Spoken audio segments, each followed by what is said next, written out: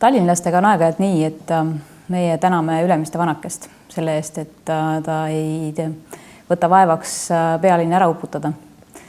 Ja tartlastega peaks olema üldiselt nii, et tartlased peaksid ilmselt tänama Alampedjat selle eest, et see linn ei tea suurt palju tulvavetest või suurtest üleujutustest, sest et tänu just nimelt Alampedjale ja sellele alale on tulvaveed ja üleujutused Tartust mööda läinud või õigem oleks öelda, et pole nad sinna jõudnud.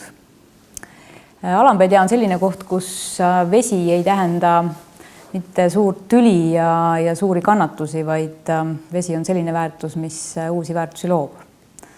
Ja teeb seda ikka selleks, et inimestel oleks mida imetleda.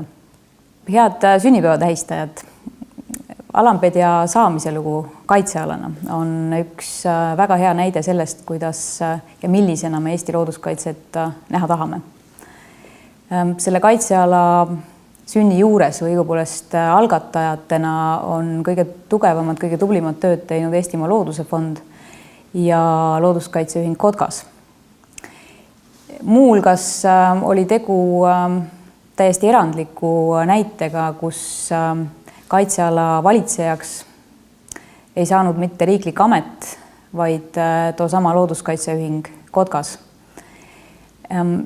Ja kui me kaitsealadest räägime, siis eks kaitsealadega nii ongi, et neid tehakse küll looduse heaks, liikide, loomade, lindude, taimede kaitseks, aga selleks, et nad tugevatena püsiksid, et neid väärtustataks, selleks on ikka vaja inimest.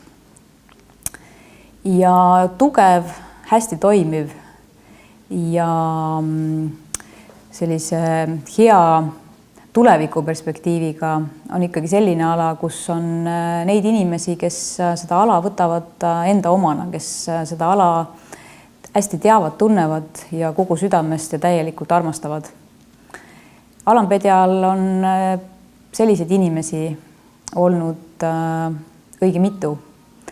Nii et võib öelda, et Alampedja on ka inimeste poolest olnud üks väga õnnelik paik. Head Eestimaa looduse armastajad, ma arvan, et ma võin julgelt öelda, et kõigile nendele inimestele, kes Eestimaa loodust armastavad, võib soovida palju õnne Alampedja sünnipäeva puhul. Ja Alampedjale endale tahan ma soovida palju sõpru, kestmist ja jõudsat arenemist.